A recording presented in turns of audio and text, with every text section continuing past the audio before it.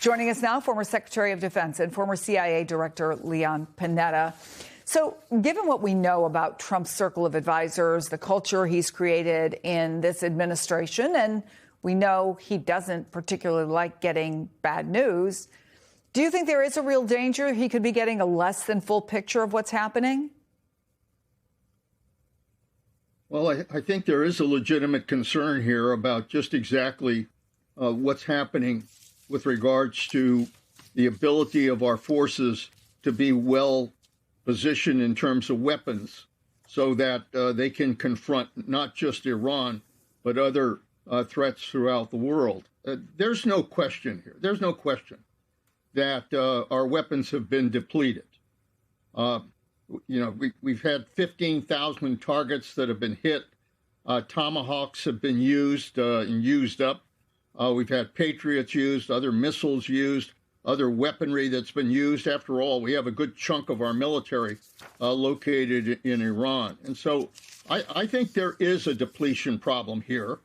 And I'm assuming that in the very least, General Craig, who's the chairman of the Joint Chiefs, has made that clear to the president. The biggest concern I have is the supply chain and whether or not we can effectively replenish what's been lost, or whether there is an existing gap that, frankly, weakens us in terms of having to face other adversaries in the world.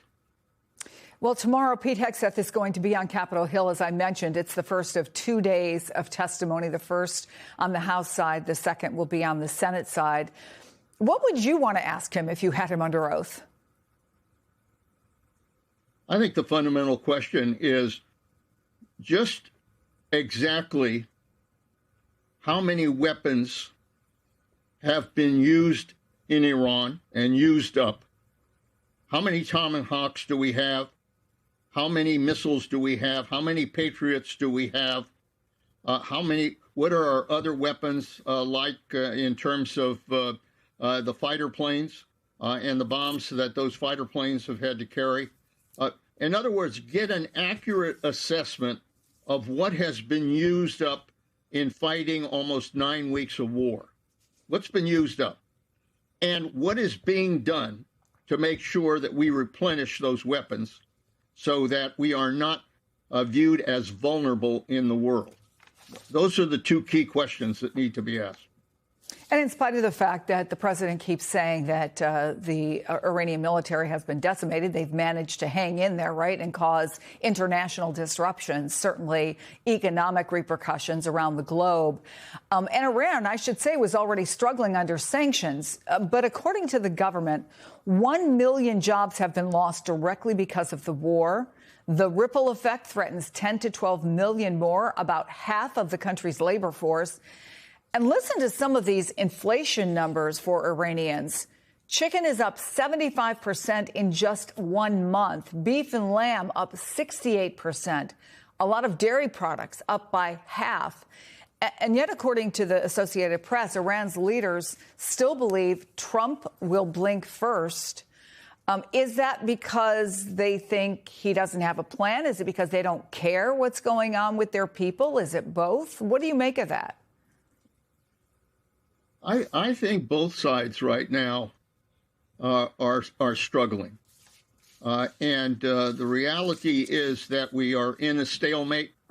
There is no meetings going on. There really are very little negotiations going on. It's not just Iran that's hurting.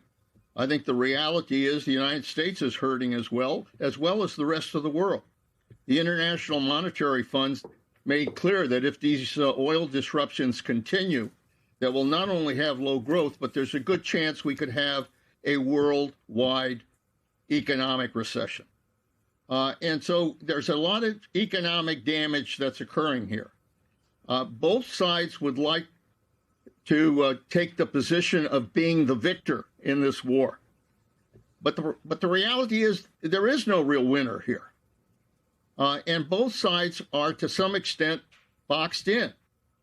The president's in a very difficult position. He's dealing with a regime that's very hard line. He did not get regime change in this war. He's dealing with a tough customer in the hardliners that are running Iran right now. He's also trying to struggle to deal with the whole issue of the Straits of Hormuz. He's conducting part of a blockade that's stopping things going through the Straits of Hormuz. So that's hurting both sides.